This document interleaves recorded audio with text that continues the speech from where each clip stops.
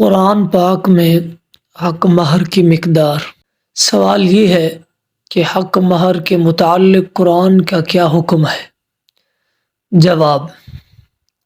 حق مہر محدود نہیں ہے، نہ تو کم از کم حق مہر کی کوئی حد ہے، کیونکہ نبی اکرم صلی اللہ علیہ وسلم نے نکاح کی خواہش رکھنے والے ایک شخص کو کہا، جو کہ صحیح بخاری کے اندر یہ حدیث موجود ہے، فرمایا کہ حق مہر کے لیے لوہا ہے، کوئی انگوٹھی لے آؤ،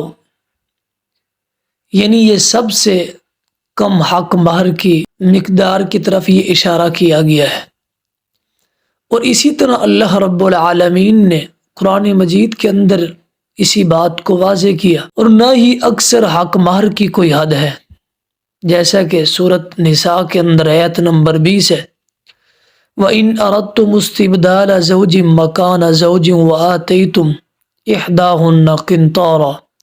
فَلَا تَأْخُذُوا مِنْهُ شَيْئًا أَتَأْخُذُونَهُ بُهْتَانًا وَإِثْمًا مُّبِينًا۔ اس کا ترجمہ یوں ہے، اور اگر تم کسی بیوی کی جگہ اور بیوی بدل کر لانا کا ارادہ کرو، اور تم ان میں سے کسی ایک کو ایک خزانہ دے چکے ہو تو اس میں سے کچھ بھی واپس نہ لو، کیا تم اسے بہتان لگا کر اور صریح گناہ کر کے لوگے؟ اور اسی بات کی دلیل جو قرآن مجید سے ہمیں ملتی ہے وہ یہ ہے، وَآتَيْتُمْ إِحْدَاهُنَّ قِنطَارًا، سورۃ نساء کے اندر، اور تم ان میں سے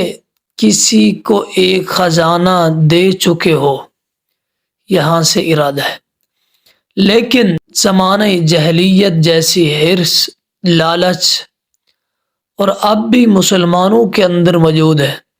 لہٰذا آدمی پر واجب ہے کہ وہ اپنی بیٹی کی شادی کسی ایسے شخص سے کر دے جو اپنے مال میں سے کچھ اس لڑکی کو بطور حق مہر عطا کرے، اور اگر وہ اس کو دینے کے لیے کچھ بھی نہیں رکھتا تو اللہ تعالی کسی شخص کو اس کی وسعت کے مطابق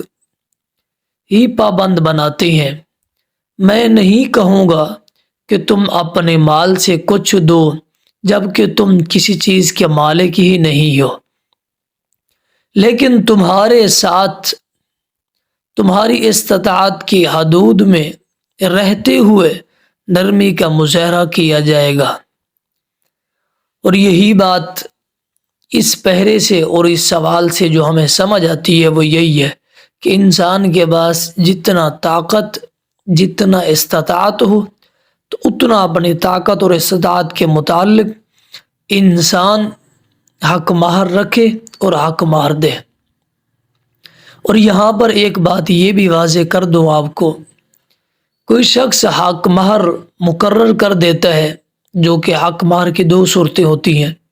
ایک معجل جو کہ فوراً ادا کیا جاتا ہے،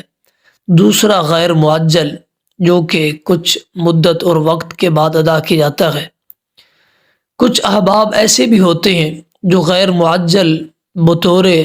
لوگوں کو دکھانے کے لیے، اپنے آپ کو بڑا مالدار کہلوانے کے لیے حق مہر زیادہ لکھوا دیتے ہیں اور زیادہ ہی بول دیتے ہیں کہ ہم غیر معجل اتنا زیادہ ہم دیں گے، لیکن وہ دے نہیں پاتے۔ تو یاد رہے ان لوگوں کے لیے یہ بات واضح ہے، اگر ایسا نہیں دیں گے یہ حق مہر اس کے اوپر یہ بطور قرض ہی رہے گا۔ اگر انسان دنیا کے اندر جھکا دے گا تو اس کے لیے یہ بہتر ہے، ورنہ کل قیامت کے دن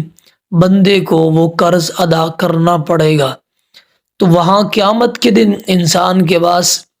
مال و دولت تو نہیں ہوگا، انسان اس کے بدلے میں،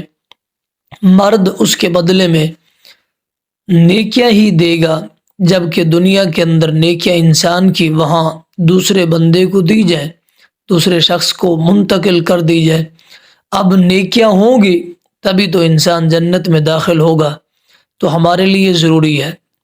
وہ خواتین ہیں، وہ مرد حضرات ہیں، حق مہر اتنا اپنی استطاعت کے مطابق